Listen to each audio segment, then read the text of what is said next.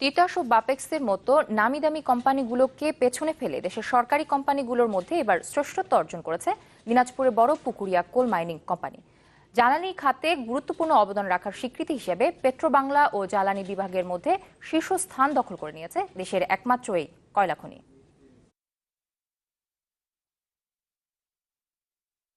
বাণিজ্যিকভাবে কয়লা উত্তোলন শুরু করে দিনাজপুরের Barapukuria coal mining company limited.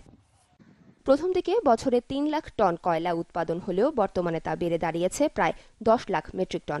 ২০০৯ সাল থেকে চলতি বছর পর্যন্ত এই খনি থেকে আয় হয় ১,৬০০ কোটি টাকা, আর এবছর খনি থেকে লাভ হয় ২৫৪ কোটি টাকা।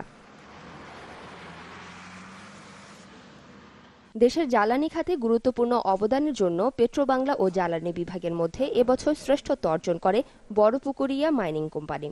সবারই এখানে পজিটিভ ভূমিকা আছে, স্থানীয় জনগণ, স্থানীয় জনপ্রতিনিধি সবারই এখানে ভূমিকা আছে। মূলত সম্মিলিতভাবে সবার সাপোর্টের ফলেই এই সাফল্যটা সম্ভব।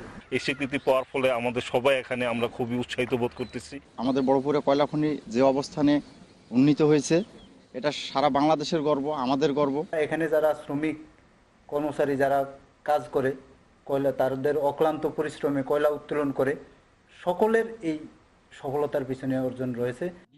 সেরা কোম্পানি হিসেবে স্বীকৃতি পাওয়ায় খুশি এলাকার সাংসদ, বর্তমান সরকারের প্রাথমিক ও গণশিক্ষা মন্ত্রীও।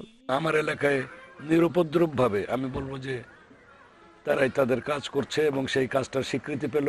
এই অঞ্চলের একজন প্রতিনিধি হিসেবে এ গর্ব আমারও, আমি মনে করি। জ্বালানি খাতে বড়পুকুরিয়া কয়লা খনির এই সাফল্য দেশের জ্বালানি সংকট মোকাবেলায় অনেকটা গুরুত্বপূর্ণ ভূমিকা রাখবে বলে মনে করছেন তারা। Desk report, channel 24।